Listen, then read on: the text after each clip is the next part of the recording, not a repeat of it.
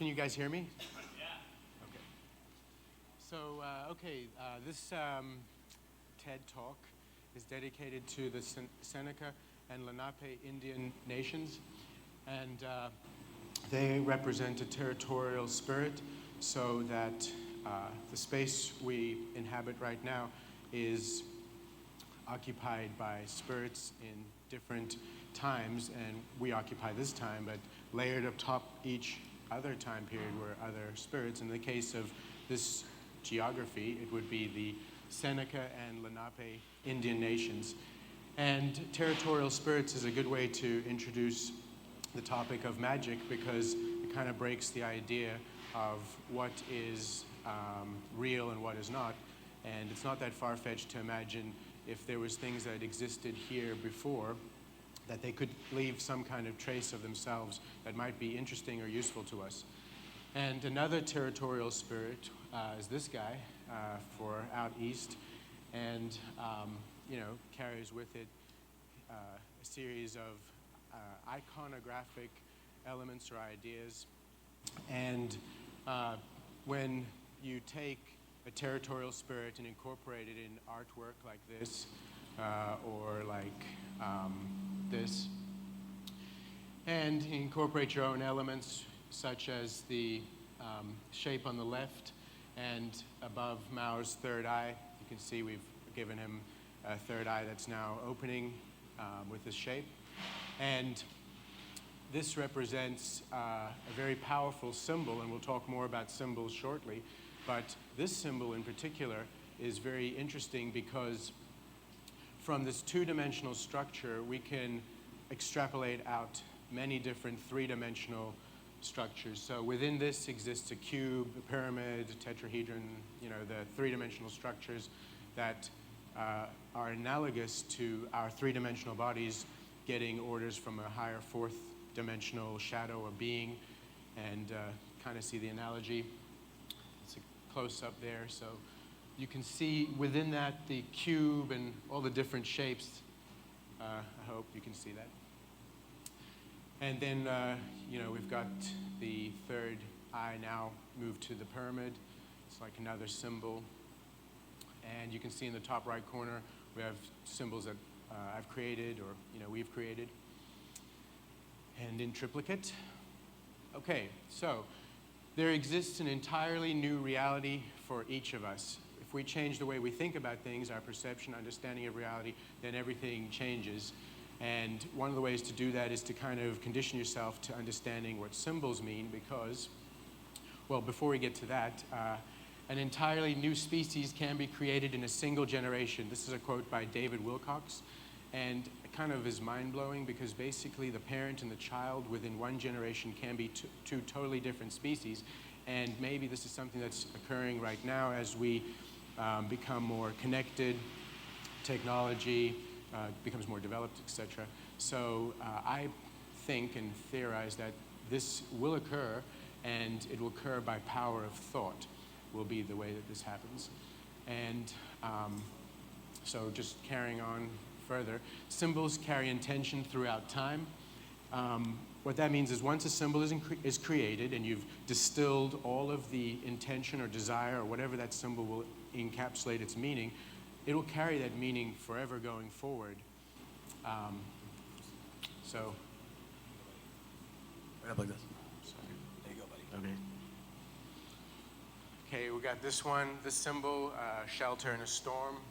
And then, you can just create your own, so, travel safely,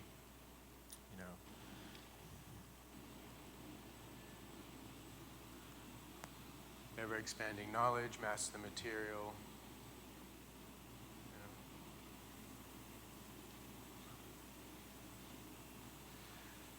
And, let's see here. Okay, then from here, you would want to incorporate symbols to give them a little more subtle meaning. So rather than making them so stark and in your face, sometimes it's nice to make them subtle so that they're hidden in plain sight or incorporated in a way that doesn't make them the center of attention, but they still exist with whatever desire you've incorporated in them in that moment. So here in some art pieces you can see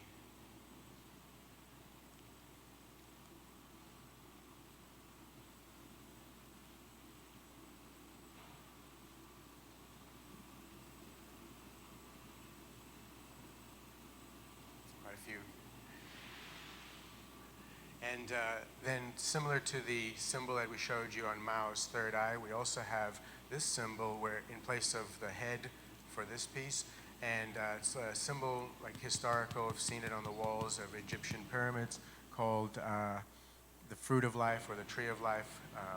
And it kind of is a place where you're able to meditate upon these symbols and see reality emerge. So we're going to do an example of how we can create our own symbol that will be charged with an intention or desire. And we're going to encapsulate an intention or desire into a single symbol. And this can be all of y'all's symbol, or, you know, like,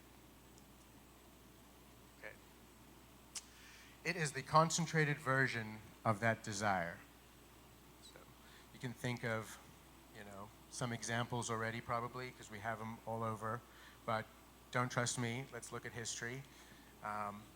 Depending how far we go back, you can have these symbols, and the one on the left is the sun god symbol.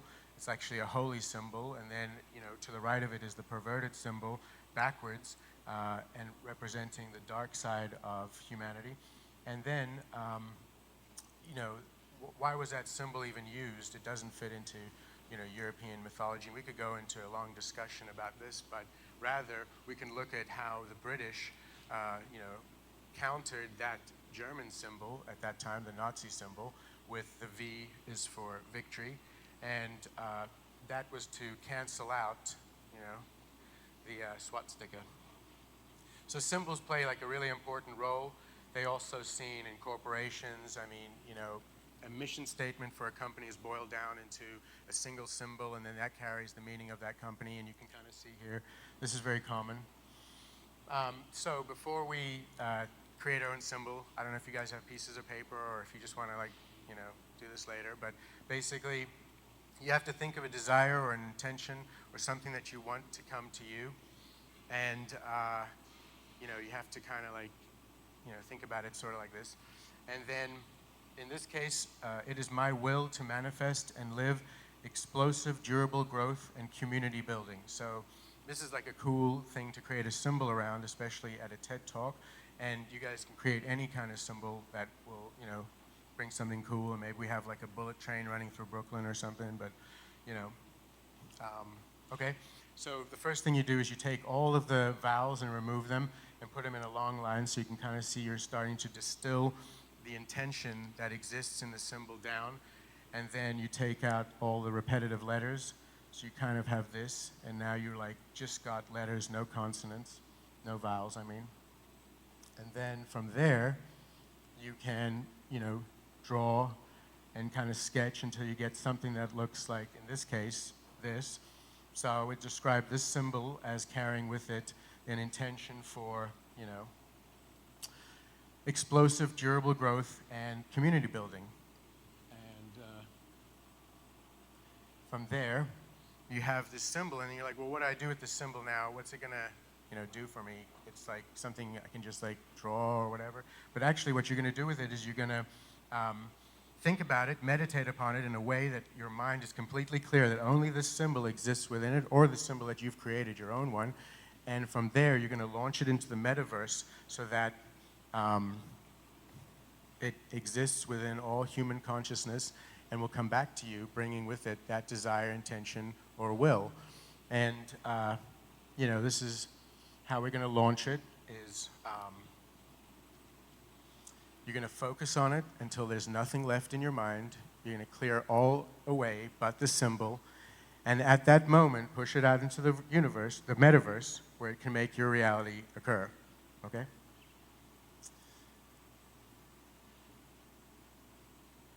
That's it, guys.